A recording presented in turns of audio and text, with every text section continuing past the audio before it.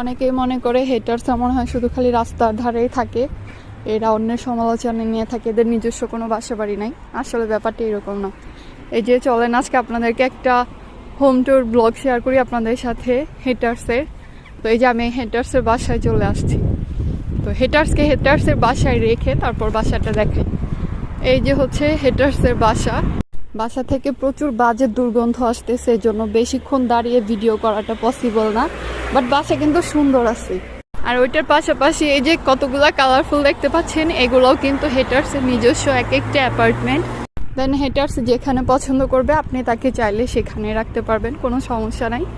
তো হাঁটতে হাঁটতে আরেকটা বাসার সামনে চলে আসলাম, এইটাও কিন্তু একটা হেটার্সের বাসা। তো এই বাসাটা অনেক সুন্দর, দেখেন এটা আবার সুন্দর করে একদম পুরো দেয়াল করা, আরও অনেক হাই প্রোটেকশন বাইরে থেকে, হাই সিকিউরিটি। এখানে চোর ডাকাত তো ঢুকতে পারবে না, হেটার্সকে কোনো বিরক্ত করতে পারবে না।